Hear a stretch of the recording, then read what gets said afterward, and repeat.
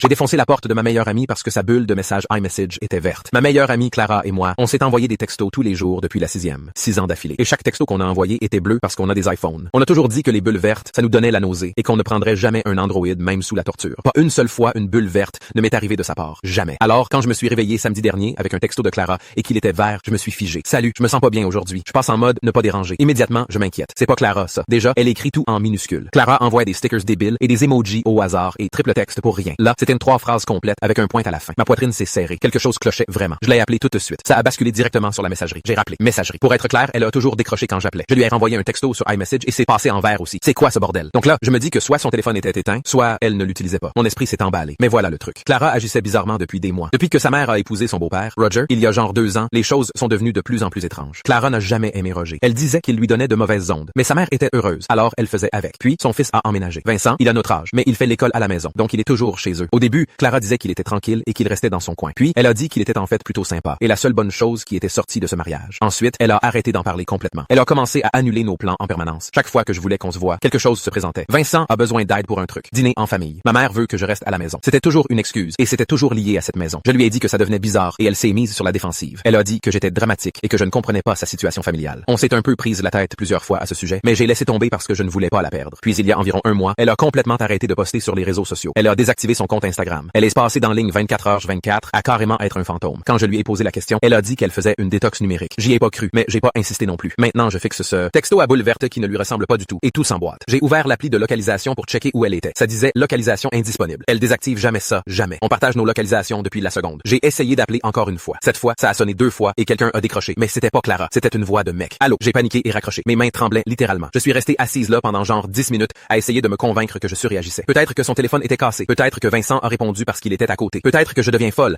mais je ne pouvais pas me débarrasser de cette intuition. J'ai appelé sa mère. Elle a décroché à la 3e sonnerie et avait l'air complètement normale. J'ai demandé si Clara allait bien et elle a ri un peu. Elle va bien, ma chérie. Elle est un peu patraque, mais Vincent s'occupe d'elle. Il est tellement adorable avec elle. Mon sang s'est glacé. Quelque chose dans sa façon de le dire m'a donné la chair de poule, comme si c'était répété, comme si elle ne réalisait même pas ce qu'elle disait. J'ai attrapé mes clés. Je n'ai pas pris la peine de frapper. Je suis entré directement et sa mère a sursauté du canapé. Qu'est-ce que tu fais là? Je n'ai pas répondu. J'ai foncé dans le couloir vers la chambre de Clara. Vincent est apparu de nulle part et m'a attrapé le bras. Elle ne veut voir personne en ce moment. Je l'ai poussé fort et j'ai ouvert la porte de sa chambre en grand. L'odeur m'a frappé en premier, comme si la fenêtre n'avait pas été ouverte depuis des semaines. Clara était sur son lit, face au mur. Elle était maigre, trop maigre. Je pouvais voir sa colonne vertébrale à travers son t-shirt. Son téléphone n'était nulle part. Ses rideaux étaient cloués. Son visage était creux. Elle a levé les yeux vers moi et a tressailli comme si elle ne me reconnaissait pas au début. Clara, elle m'a juste fixé. Puis elle a murmuré, tu n'étais pas censé me voir comme ça. Clara m'a tout raconté après que les flics soient arrivés. Son demi-frère Vincent était amoureux d'elle, obsédé. Il a convaincu sa mère qu'elle était déprimée et qu'elle avait besoin qu'il s'occupe d'elle. Il contrôlait son téléphone, l'isolait et lui faisait des choses terribles à huis clos. Personne n'a posé de questions jusqu'à ce que je voie les